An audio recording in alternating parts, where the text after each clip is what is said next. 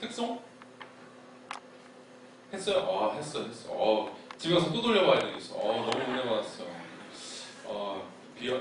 BY는 내 마음의 BY니까 건드리면 안 되지만 어쨌든 하여튼 너무너무 좋았습니다. 또 우리 하림이의 또 개인의 고백이 담긴 그런 특송이었기 때문에 더 우리에게 은혜가 되었던 것 같습니다.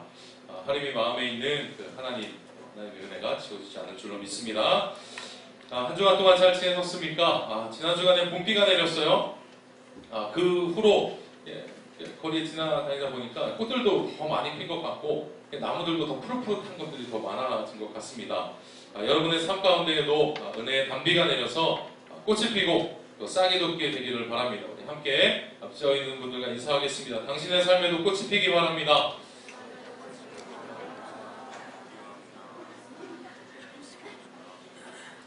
네, 여러분의 삶 가운데에도 꽃이 피기를 바랍니다.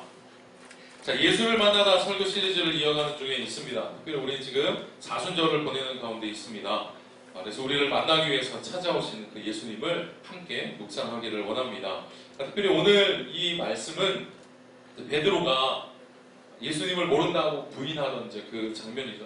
예전에 한 2년 정도 전이었던 것 같아요. 그때도 제가 이 베드로에 관한 말씀을 나누었는데 한 번 더 좀 이 말씀을 좀 나누었으면 좋겠습니다. 베드로라고 하는 인물이 참 흥미롭습니다. 어떤 날은 예수님이 나의 구원자십니다. 저 하나님의 아들이십니다. 이렇게 고백을 해요.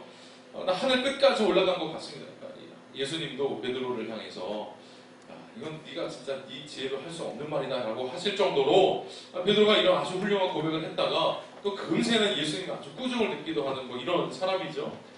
언제는 예수님을 사랑한다고 말했다가 언제는 주님 난 모릅니다 라고 이야기하는 사람, 이런 변덕스러운 모습이 보이는 사람이 바로 베드로입니다.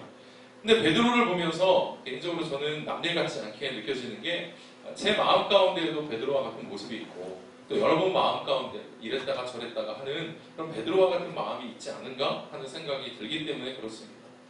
그리고 베드로를 제가 더 좋아하는 이유가 한 가지 있어요.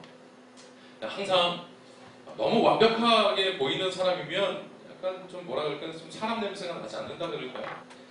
특별히 우리나라의 이제 위인전 있잖아요. 위인전. 외국 사람 위인전도 있고 우리나라 사람들 위인전도 있잖아요. 특별히 우리나라 사람들의 어떤 위인전들을 보면 약간 서양하고 좀 다르다 그래요. 어떤 게 다르냐면 우리나라 사람들은 거의 완벽해. 위인전에 나타나는 모습이 빈틈이 없이 거의 완벽하게 그려내요. 여러분 제가 별것 아니게 여러분 저를 별것 아니게 느끼실지 몰라도 제가 경주이시 입제공파 42대선입니다. 별거 아니라고 모여서게 이렇게 할 수 있지만 고려말 최고의 지위에까지 올라갔던 우리 1대 조상이 바로 이재헌이라고 하는 분인데 옛날에 막 신도 막 이런 드라마에도 나왔던 훌륭한 분이죠. 근데 이분 그 위인전이 어렸을 때 집에 있었어요. 근데 아직까지도 기억나는 그 위인전을 첫 페이지 딱 펴면 첫 번째 제목이 뭐냐면 용 꿈꾸고 장원급제. 이게 처음 제목이에요. 근데 사실 이런 것들을 보면 난 글렀다 싶은 생각이 드는 거예요. 나는 뭐 용 꿈은커녕 난 꿈도 잘 안 꿔. 심지어 잠 한 번 자면. 이게 내가 도무지 이렇게 엄두가 나지 않는 이런 모습들이죠. 외국의 위인전들을 보면 그래도 이 공과 과가 같이 들어있는 모습들이 좀 있어서 좀 인간 냄새가 나죠. 근데 베드로를 볼 때 제 마음이 사실 좀 그렇습니다. 인간 냄새가. 그러니까 그는 자기 자신의 비참함을 경험했던 사람이었습니다.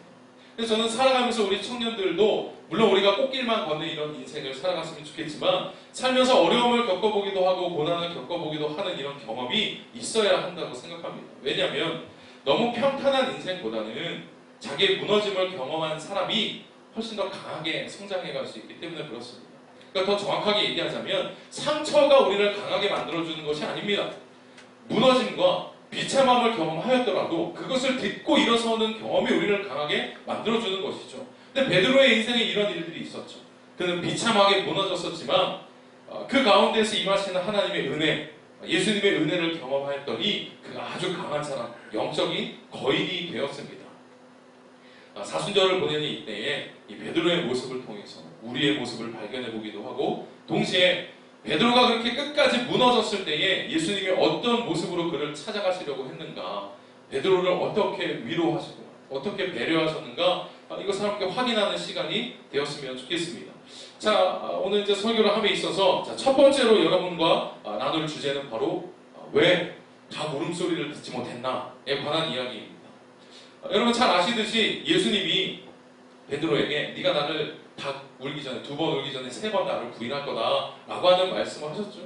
여러분 닭 울음소리가 있었음에도 불구하고 베드로는 이 소리를 듣지 못했습니다. 그래서 오늘 이렇게 길지만 본문 2군데를 읽은 이유가 있어요. 이 2군데 본문을 잘 비교해서 보면 베드로가 정말 닭 울음소리를 듣지 못했었구나 하는 것을 발견할 수가 있습니다. 우리 하나씩 좀 찾아보도록 하죠. 자, 우선 마가복음 14장 30절에 한번 좀 봅시다. 앞에를 보시면 제가 PPT를 만들어놨어요. 자, 마가복음 14장 30절에 보면 예수님께서 제자들에게 베드로에게 오늘 이 밤에 닭이 2번 울기 전에 내가 3번 나를 부인하리라 이렇게 말씀하십니다. 2번 닭 울기 전에 네가 3번 나를 부인할 거다. 그랬더니 베드로가 이에 대해서 내가 주와 함께 죽을지언정 주를 부인하지 않겠습니다. 절대로 그런 일은 없습니다. 그렇게 아주 호언장담을 하였죠. 근데 이 말이 굉장히 무색하게 이 사람들이 예수님을 잡으러 쫓아왔을 때 베드로를 위시한 모든 제자들이 다 도망가 버리고 말았습니다. 그리고 나머지 제자들에 대한 행적은 도망간 이후의 행적은 잘 나타나지 않는데 이 베드로의 행적은 나타납니다. 자, 그래서 그 이후에 베드로가 어떤 모습을 이제 보이고 있느냐. 자, 이때 베드로가 아예 도망가지는 못했어요. 아예 도망가지는 못하고 끌려가는 예수님을 멀찍이에서 이렇게 쫓아가고 있었습니다. 마가복음 14장 54절에 보면 예수를 멀찍이 쫓아 대제사장의 집들 안까지 들어가서 아랫사람들과 함께 앉아 불을 쬐더라 이렇게 나와 있어요. 그러니까 마치 베드로는 제자가 아니었던 것처럼 자기를 이렇게 약간 좀 감추면서 숨어 있는 거예요. 그러면서 예수님이 도대체 어떻게 되시나는 궁금해서 이렇게 기웃거리고 있는 이런 모습이 지금 베드로의 모습이죠. 근데 저 그림에서도 나온 것처럼 거기에 이제 그 뜰 안에 이렇게 불을 쬐고 있는데 몇몇 사람들이 베드로를 알아보기 시작하는 거예요. 당신도 그의 제자가 아닌 한 여종이 물었습니다. 당신도 그와 함께 있던 그의 제자가 아닙니까? 하니까 베드로가 이렇게 대답하죠. 내가 말하는 것이 무엇인지 알지도 못하고 깨닫지도 못하겠노라. 여러분 이게 이제 첫 번째 부인이었습니다. 베드로의 첫 번째 부인. 근데 여기 참 재밌는 사실이 하나가 있어요. 지금 저 성경 구절에는 나와 있지 않아요. 나와 있지 않은데 현대인의 성경에서는 저 부분을 조금 더 자세히 묘사를 하고 있습니다. 제가 현대인의 성경 버전으로 한번 좀 읽어볼게요. 보여주세요. 네. 제가 한번 읽어보죠. 자, 그러나 베드로는 도대체 무슨 소리를 하는지 모르겠소. 당신이 하는 말을 이해하지 못하겠다는 말이오. 하고 부인하며 현관으로 나갔다. 그래서 뭐가 붙어 있습니까? 그러자 닭이 울었다. 이 기록이 나와 있어요. 우리는 통상 베드로가 3번 부인한 다음에 닭이 울었던 것으로 보통 생각을 하는데 사실은 그렇지 않습니다. 베드로가 저 첫 번째 부인을 하자 첫 번째로 사실은 닭이 울었던 거죠. 울었던 거죠. 그러니까 만약 베드로가 그 당시에 첫 번째 부인했을 당시에 예수님이 하셨던 말씀 네가 나를 3번 부인할 거야 라고 하는 말씀을 기억하였다면 글쎄요. 베드로가 2번째, 3번째 계속 이런 식으로 부인을 할 수가 있었을까? 그러니까 굉장히 두려움에 사로잡혀 있었던 베드로는 첫 번째 닭울음 소리가 있었음에도 불구하고 그것을 제대로 인지하지 못했다는 겁니다. 자, 그리고 이제 그 다음에 마가복음에 보면 조금 더 후에 이제 바로 베드로가 또 예수님을 난 모른다라고 부인하는 장면이 나옵니다. 이게 이제 2번째 부인이었고 이제 마지막 3번째 부인입니다. 누가복음 22장 55절에 보면 이런 말씀이 있어요. 1시간쯤 있다가 또 한 사람이 장담하여 이르되 이러면서 이제 베드로한테 당신 그 따라다니던 사람 아닙니까? 이렇게 물어본 거예요. 그러니까 첫 번째 부인과 2번째 부인은 거의 비슷한 시간이 있었던 것 같아요. 그리고 이제 마지막 3번째 부인이 있기 그까지 2번째와 3번째 사이에 사실 1시간이라고 하는 간격이 있었다는 거예요. 그러니까 사실은 그 시간 동안 베드로가 예수님이 말씀하셨던 그 말씀을 기억할 수 있었다면 저 아주 마지막에 저주하면서 이렇게 예수님을 모른다고 했던 이 일이 과연 있었겠는가? 아쉬운 이야기, 이미 다 지나간 이야기지만 아쉬워서 이런 생각을 해볼 수 있는 것이죠. 자, 그리고 정황상 저 1시간 동안의 간격에 어떤 일이 벌어졌느냐? 저 1시간 정도의 간격에 아마도 예수님께서 이제 신문이 끝나고 조롱당하시고 막 이렇게 구타당하시면서 이제 바깥으로 끌려가실 때가 이제 저 3번째 부인 그 사이에는 1시간 동안에 있었던 일입니다. 한 사람이 베드로에게 와서는 이렇게 묻습니다. 자, 마가복음 14장 70절, 72절 제가 읽어보죠. 다시 베드로에게 말하되 너도 갈릴리 사람이니 참으로 그 도당이라. 그러나 베드로가 저주하며 맹세하되 나는 너희가 말하는 이 사람을 알지 못하노라 하니 닭이 곧 두 번째로 울더라. 그러니까 마지막 세 번째 부인과 함께 이제 닭이 두 번째로 울게 되었던 것이죠. 자, 그런데 누가복음에 보면 이 장면에서 한 가지 사건을 더 추가로 이야기하고 있습니다. 자, 누가복음 22장 60절 말씀인데 이제 이게 다른 본문이에요. 다른 본문에서 베드로가 세 번째로 부인하는 장면이 나옵니다. 맞죠? 요 구절을 같이 한번 좀 읽어보도록 하겠습니다. 함께 읽어주시다. 시작.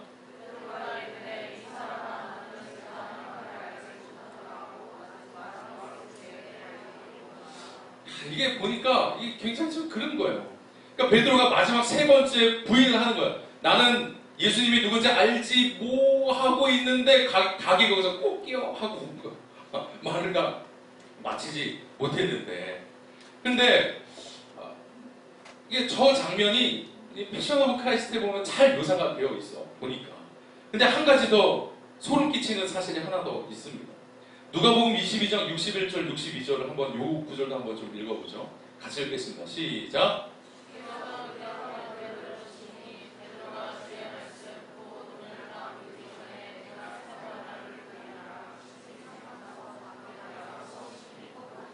네, 여러분 이 장면이 마지막 세 번째 부인한 이 장면이 머릿속으로 잘 그려지시는 줄 모르겠어요. 한번 여러분 상상해 보세요.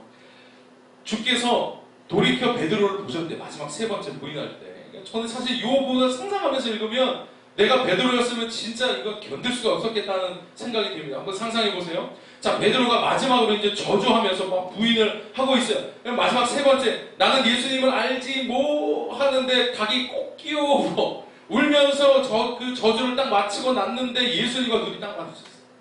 야, 이러니까 베드로가 견딜 수가 없는 거죠. 견딜 수가 없는 거죠. 그러니까 뭐라고요? 그 말씀이 그제서야 생각나서 밖에 나가서 심히 통곡하였다. 이렇게 말하고 있습니다. 베드로가 완전히 무너져서 견딜 수 없는 그 비참함에 밖으로 이제 나갈 수밖에 없는 그런 장면인 것이죠. 여러분, 저는 오늘 여러분과 함께 이 베드로를 무너뜨렸던 이 닭 울음소리를 한번 좀 묵상해 보았으면 좋겠습니다. 그래서 이게 요즘에는 잘 못 봤는데 사진을 찾으면 나오긴 하지만 요즘에 잘 못 봤는데 성당에 옛날에 우리 동네에 있었던 것 같아요. 성당 이렇게 탑 꼭대기에 보면 이렇게 바람 불면 이렇게 빙글빙글 돌아가는 뭐 이런 거 있잖아요. 근데 그 모양이 닭 모양이었어요. 근데 그 닭이 바로 이 닭이에요. 여기서 꼭 끼워야 되는 이 닭을 상징합니다. 이제 카톨릭에서는 베드로가 1대 이제 교황 아닙니까? 그러니까 이제 그것을 상징하여서 이제 이 닭을 거기다 매달아놨어요. 근데 요즘에는 그거를 잘 못 보겠어요. 그래서 어떤 사람들은 이런 이야기를 합니다. 아마 그날 이후로 베드로는 닭은 쳐다도 못 봤습니다. 얼마나 그립겠어요. 그 닭 울음소리만 딱 듣기만 해도 자기가 예수님을 부인하던 그 비참함이 이제 떠오르는 거죠. 그러니까 베드로는 닭은 더 이상 쳐다보지도 않고 심지어 닭으로 된 음식은 먹지도 않았어요. 그 맛있는 치킨은 건드리지도 못하는 그런 비참한 삶을 살았던 거죠. 혹 사람들이 이렇게 이야기해요. 베드로는 닭을 쳐다도 보지 않았을 거예요. 근데 저는 반대로 생각해요. 오히려 베드로는 닭을 봐야 해요. 닭을 볼 뿐만 아니라 닭고기를 우걱우걱 잘 먹고 뼈채 남기지 않고 아주 다 씹어 먹어야 될 만큼 베드로는 이 닭을 사랑해요. 왜 그러냐면 단순하게 생각하면 닭 울음소리는 베드로의 비참함을 나타내는 것 같아요. 그러나 조금 더 생각을 해보면 사실은 그 닭 울음소리 안에 베드로를 사랑하시고 베드로를 배려하셨던 그 예수님의 마음이 사실은 그 안에 고스란히 녹아져 있습니다. 한번 우리가 더 묵상을 좀 해보죠. 우리가 아는 것처럼 예수님께서는 이미 베드로가 부인할 것에 대해서 예언하셨어요. 이미 아셨어요, 예수님은. 그리고 그 증거로서 네가 부인할 거다라고 하는 그 증거로서 닭 울음소리가 있을 거야라고 하는 이제 단서를 붙여놓으신 것이죠. 여러분, 그러면 예수님께서 왜 그 닭 울음소리 예언을 하신 이유가 뭘까요? 왜 베드로에게 이 사실을 미리 알려주셨을까? 너 그러지 마라. 너 하면 너 진짜 내가 얘기했지. 너 빼도 박도 못해. 뭐 이런 것 때문에 그렇게 말씀하셨을까? 그렇지 않습니다. 오히려 주님은 베드로에게 이 일이 미리 있을 줄을 아시고 사실은 베드로를 배려해 주신 것이죠. 저는 이렇게 묵상이 됐어요.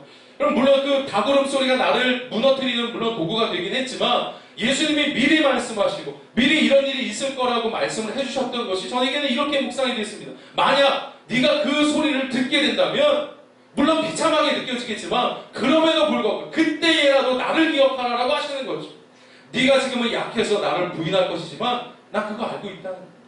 네가 나를 이미 부인할 거를 나는 알고 있고 네가 어느 정도 연약한 사람인가에 대해서는 네가 얘기하지 않아도 내가 다 알고 있어 라고 말씀하시는 거예요.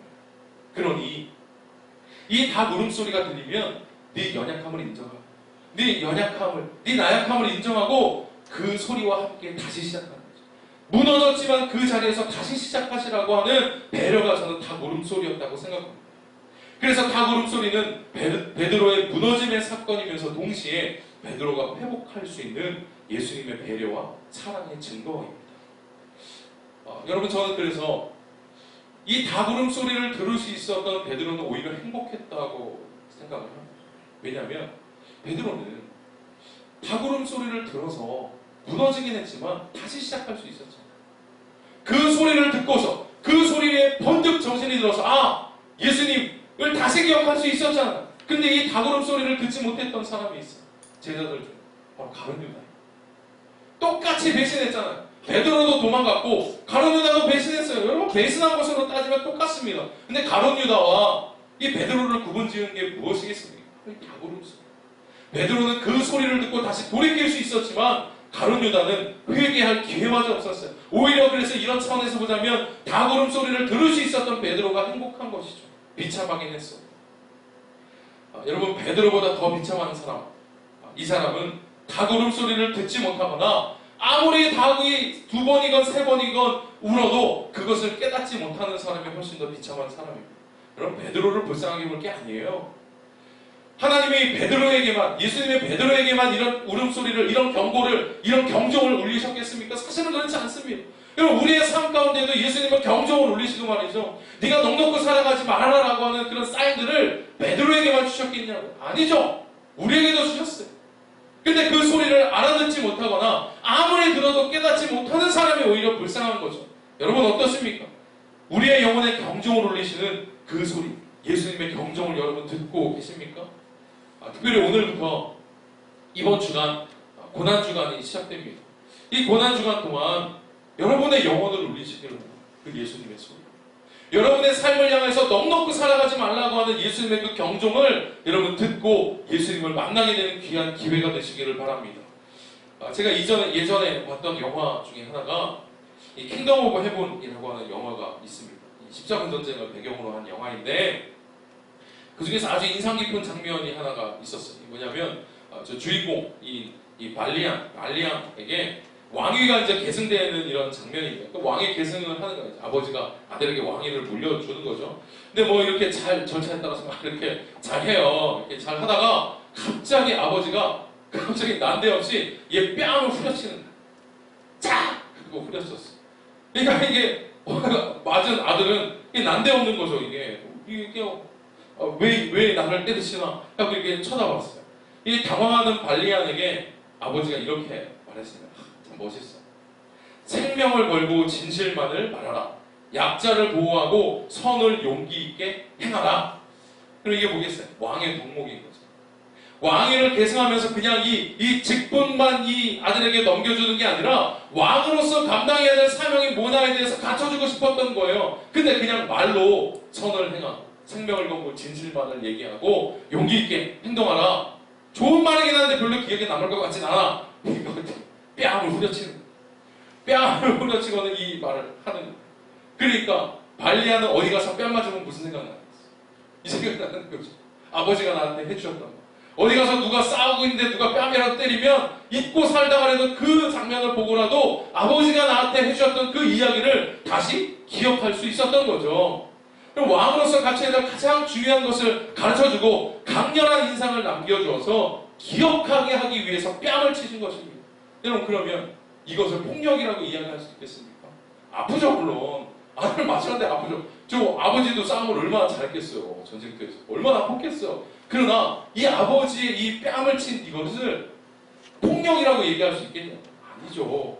맞아서 아프죠. 아프기는 하지만 아들을 위한 아버지의 배려이자 사랑인 것이죠. 여러분, 베드로에게 있어서 이 닭울음소리도 마찬가지입니다. 예수님의 베드로가 너희 한심한 놈, 너 내가 그럴 줄 알았다, 뭐 이런 것을 위해서 이 닭울음소리를 예비하신 게 아니라는 거예요. 베드로를 사랑하시고 베드로를 배려하시기 위해서, 오히려 이 비참함을 딛고 다시 일어서게 하시기 위해서 베드로를 향해서 하신 배려이자 사랑이라는 것이죠. 여러분, 동시에 저는 오늘 이 설교가 여러분을 깨울 수 있는 닭 울음소리이자 또한 여러분의 뺨을 후려치는 늙은 왕의 손길이 되었으면 좋겠습니다. 여러분, 우리도 넉넉고 살아서는 안 됩니다. 영적으로 어두워져 있으면서도 아무런 감각 없이 살아가는 것이 여러분 가장 비참한 거예요. 베드로가 비참한 게 아니라, 무너진 거에 비참한 게 아니라, 나는 무너져 있고 엎어져 있으면서도 그 사실을 모르고 살아가는 것이 오히려 더 비참한 것입니다. 영적으로 어두워져 있어서 아무리 닭이 울어도 예수님을 기억하고 있지 못한다. 또한 물에 물 탄 듯 술에 술 탄 듯 그렇게 희미하게 살아가고 있다면, 특별히 이번 고난주간이 여러분을 깨울 수 있는 닭 울음소리, 그런 기간으로 삼을 수 있으면 좋겠습니다. 그래서 여러분, 오늘 설교 후에 여러분 둘 중에 하나를 선택하세요. 제가 두 가지의 선택권을 드리겠습니다. 이 고난주간을 나를 다시 한번 깨울 수 있는 경종의 시간으로 삼아서 좀 새벽에 좀 나와. 이번 좀 새벽에 중고등부 애들 막 그 유치부 애들까지 지금 막 새벽 예배 한다는데 우리도 좀 합시다. 이번 기간을 우리의 삶의 경종을 울리는 이런 기간으로 이번 일주일간 좀 삼았으면 좋겠습니다. 그래서 선택하세요. 첫 번째, 나는 이번 새벽을 깨움으로써 이 새벽을 나의 닭 울음소리의 은혜의 수단으로 삼겠다. 이게 1번입니다. 나는 죽어도 못하겠다, 나는 새벽에 죽어도 못 내려가겠다 하는 사람은 두 번째 선택권이 있습니다. 예배 끝나고 저에게 오세요. 줄 서, 여기 1년. 제가 한 명씩 뺨을 때려도 한 명씩. 위에서 아래로 치면 더 아플 거예요. 올려서 뺨을 치고 부딪혀. 깨어나! 얘기하고 말이죠. 그리고 이제 좀 미안하니까 뺨을 치면 좀 미안하니까 같이 우리 BHC 밑으로 가고 닭고기를 씹으면서 예수님을 함께 기억합시다. 아니, 그렇게라도 해서 좀 이번 한 주간 우리의 삶을 좀 깨우고 말이죠. 뭐 좀 이렇게 있어야 될 거 아니에요. 맨날 어떻게 우리가 그렇게 살아. 이런 절기가 있을 때, 이런 때라도 우리가 다시 하나님 앞에 서는 거죠. 요한계시록 3장 15절 16절 말씀 함께 봅시다. 이 말씀 같이 한번 읽어보겠습니다. 시작.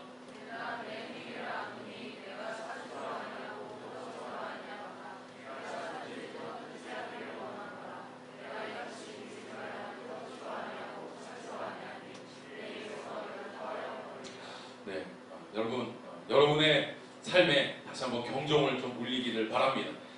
여러분의 심령이 미지근하여서 어떤 것으로도 반응하고 있지 못할 때 이미 여러분의 신앙 가운데 위기가 찾아온 겁니다. 이번 한 주간 동안 여러분을 다시 깨우십시오. 특별히 예수님의 고난과 그 십자가의 외침을 듣고 우리가 함께 좀 깨어났으면 좋겠습니다. 만약 이 십자가와 우리를 위한 하나님의 사랑이 잘 기억나지 않는다, 여러분은 쳐서라도, 뺨을 쳐서라도 그 절절했던 때를 다시 한번 기억할 필요가 있습니다. 아니면 이번 한 주간 동안 지나가다가 길거리에 치킨집 많잖아요. 그 앞에서라도 서. 그 앞에 서서라도 예수님을, 그렇게라도 좀. 이 고난 주간이 바로 그러한 시기입니다. 특별히 이번 고난 주간 동안 하여튼 여러분들을 좀 깨우는 기회로 삼으십시오. 여러분을 깨우시는 닭울음 소리를 듣고 여러분 스스로가 예수님을 찾아가는 그런 기간으로 좀 삼아 주셨으면 좋겠습니다. 제가 몇 주째 광고하고 있는 것처럼 이번 주간 한 주간만이라도 우리를 좀 깨워서, 우리 새벽을 좀 깨워서 예수님께 찾아 나오시기를 바랍니다. 알람도 닭울음 소리로 해놓고 이렇게 웃기고 듣고 이렇게 일어나서 이번 한 주간만이라도 우리가 그렇게 좀 몸부림치는 한 주간이 되었으면 좋겠습니다. 이렇게 새벽에 말씀으로 또한 기도로 예수님을 만나는 이번 귀한 한 주간을 보내시기를 주님의 이름으로 축원합니다. 잠시 기도하겠습니다.